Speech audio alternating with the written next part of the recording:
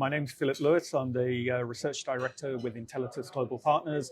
We're a intelligence firm, consulting firm, looking at the offshore and marine side. Now, here at the Offshore Wind Journal Conference, you addressed opportunities in the U.S. wind market. I was wondering if you could kind of highlight some of the points from your presentation. Yeah, I think a headline for the US, there's been a lot of negative news. Well, certainly negative headlines over the last year about project cancellations, inflation, cost increases, capex increases, financing cost increases that have made projects very difficult. What we're seeing is that there's a structural correction in the market rather than a meltdown in the market where these projects disappear. They're moving to the right a little bit. What do we mean by that? So projects that may have negotiated a cancellation of their PPA, their obligation to sell power, have actually effectively, they're going to be rebidding their projects into new rounds of auctioning in which there are higher prices expected to be paid with some form of inflation indexation, which is really what they're looking for. That will help them go back to the supply chain and commit to the supply chain at the rates the supply chain need to actually be sustainable. So in the short term, obviously it derails a little bit of the activity, but long term, the fundamentals are, well, we believe very positive. And that's federal agencies driving that activity. They've offered significant amount of lease acreage already. It's been secured with upwards of 60 gigawatts of capacity effectively in the hands of developers already. Now, some of that's going through permitting process to be actually allowed to be built. And that what's been permitted to date has been relatively small amount, but we expect that the conclusion of the activities will occur over the next year to 2 years, where we'll get up to about 26 gigawatts by the end of 2026.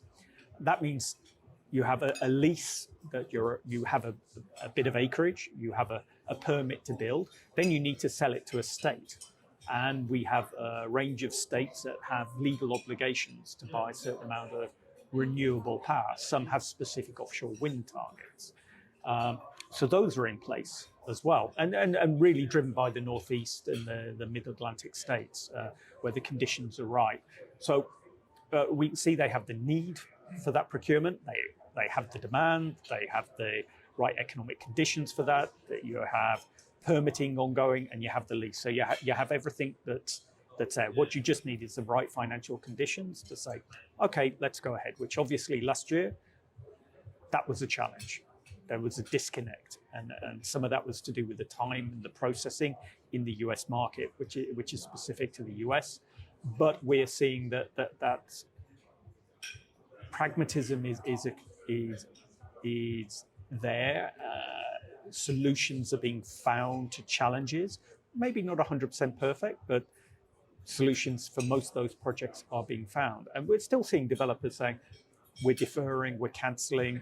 Well, what the cancellation, some of them are still investing in projects that are in theory cancelled, either to sell to somebody else to develop because they have a significant value, or to develop themselves when the conditions are right in the future. So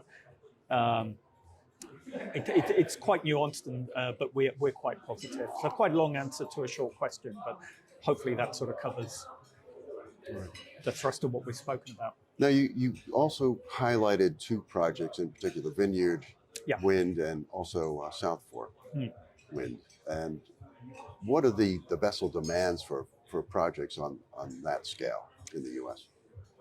Well, we reference those projects because they're the most advanced of the large-scale projects. You've obviously had a couple of small-scale pilots, demonstration projects, but South Fork and Vineyard are the first sort of more commercial scale. Vineyard certainly commercial scale wind farm where you see it being built more like the traditional offshore wind farm approach. What we've seen in there, if you take away all the geophysical, geotechnical vessels, all the vessels that are delivering equipment into the States, all the fishing vessels that are used for security, if you take away all those, and there's a lot of vessels and just focus on construction, for those two projects, you've probably got 60 vessels, individual vessels. Some of them go across the two projects. Now, of those, I'd say around about 2/3 are US Jones Act compliant vessels, 1/3 are not. They're foreign flag vessels. The biggest number of vessels, over 20, would be Gulf of Mexico tugs, PSVs, and MPSVs, which are used for a range of activities such as resupply or walk-to-work services or supporting bubble curtain technology to support noise mitigation during foundation work. And so there's been quite a demand for that. So yeah, it's running at about 60 vessels on those two projects. So long term, what's your outlook for the U.S. offshore wind market? I'd say long term, we're pretty positive.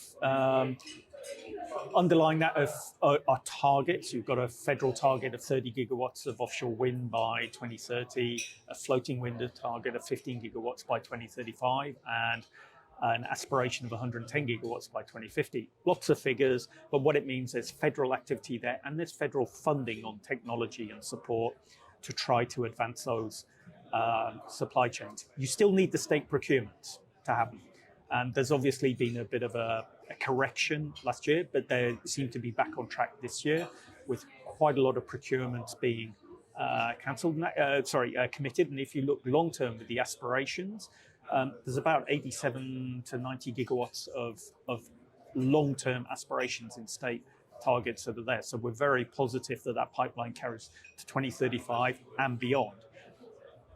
Now, it may not just be that Northeast bottom fixed standard model. You'll see specific technical solutions for the Gulf of Mexico with its wind issues and ground condition issues, or the floating of California. So we're probably going to see three sub-markets emerge in this very big market.